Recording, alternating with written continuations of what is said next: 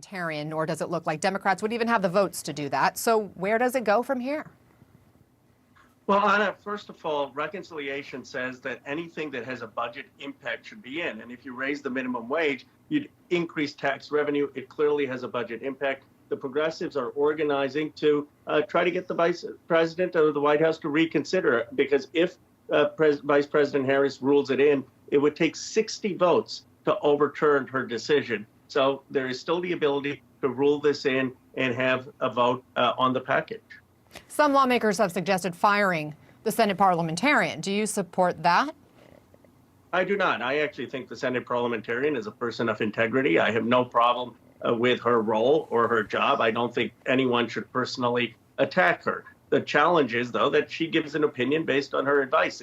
The decision is for the vice president and the Senate leadership. And I think it's a perfectly reasonable interpretation to say that a $15 minimum wage has a budget impact. Vice presidents in the past have disregarded the parliamentarian. We should do that in this case. It's a possibility to disregard the parliamentarian, but even if Democrats were to do that, there appears to perhaps not even be enough support among Democrats to get it passed with a simple majority, including Senator Joe Manchin already speaking out against raising the minimum wage to $15. So there has been an additional idea that's been thrown out there to help with increasing wages, and that is this idea, Senate Majority Leader Chuck Schumer talking about inserting a provision into the COVID bill that would penalize large corporations that don't pay their workers higher minimum wage. What do you think of that idea? It's a good idea. Senator Sanders and I actually had something called the Stop Bezos Act, where we would have penalized Amazon for not paying workers a $15 wage. Later, Jeff Bezos actually tweeted at Senator Sanders that he was going to raise the wage. So we've seen that it can work and it will be effective. And I think it is a constructive step, but it's not a replacement for getting a broad-based $15 minimum wage. That is the ideal policy.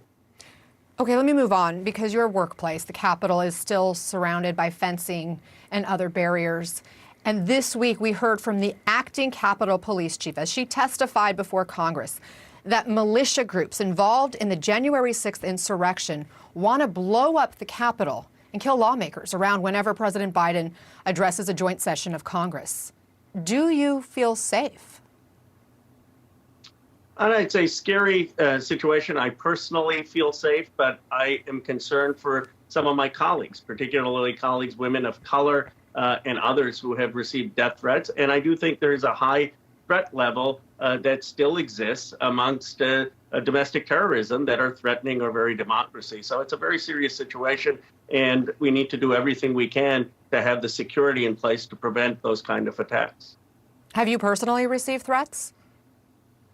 I have not, Anna. I have been fortunate. I was in the Cannon building. We evacuated, but I did not go to the Capitol. And fortunately, I have not. But I know, obviously, I don't want to say who, but I know of a number of colleagues who have.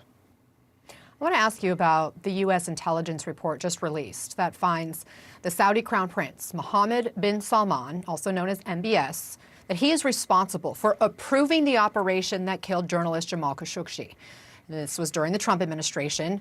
And you said this at the time: "We still have to hold MBS accountable for his crimes against humanity. He has not had any accountability for the brutal killing of the journalist Khashoggi.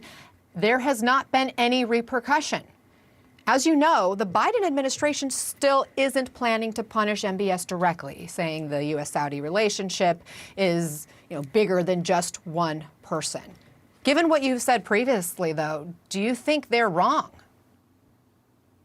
I do. The U.S.-Saudi relationship isn't bigger than human rights. It's not bigger than our belief in the dignity of every individual. We have to understand MBS's crime is not just the hacking of Khashoggi, a journalist, as brutal as that is.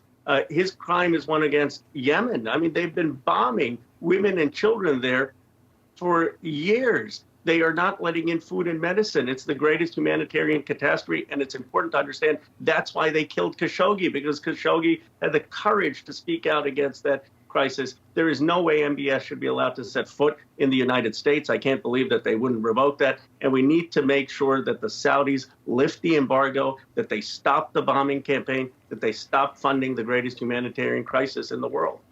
President Biden still doesn't have a full cabinet to govern, and some progressive groups are taking issue with what they perceive as unfair treatment of cabinet nominees of color. And we've reported extensively on the roadblocks facing Neera Tanden and the bipartisan pushback related to some of her past tweets. Meantime, you have Deb Haaland, who would become the first Native American to be part of the cabinet if confirmed as Secretary of Interior, and Javier Becerra, a Latino nominated for Health and Human Services Secretary.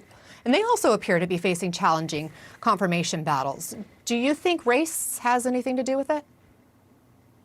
Unfortunately, I do. I mean, Deb Haaland is extraordinary. I've served with her. Republicans and Democrats would tell you that she is so passionate about the land, open space. I don't understand why they're giving her a hard time. Javier Becerra is a consummate professional, someone who was educated at Stanford, who has served in Congress, who served in Attorney General. And now they're going after Vanita Gupta, who has the support of civil rights groups, who was in the Obama administration, and who they're running disingenuous ads. So I do think the demonization based on race is part of this strategy. And that's why I'm pleased that the Biden administration has said they're standing by these nominees. They will get confirmed. They're not going to be cowered by these scare tactics.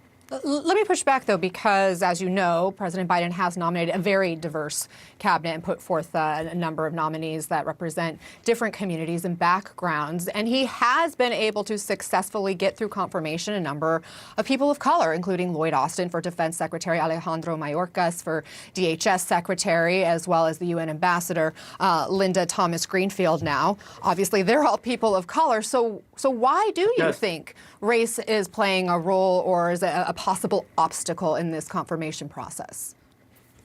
Because of the type of ads that these right-wing groups are running against them. I mean, I think I give the Biden administration credit for having a very diverse nominees and for standing by them. But there are ads that are totally misrepresenting their positions. I mean, they're distorting what Vanita Gupta has stood for, saying that she's for defunding the police when she's for anything but that. They're having distorted ads about Javier Becerra's record. So these nominees are facing an assault, a smear campaign.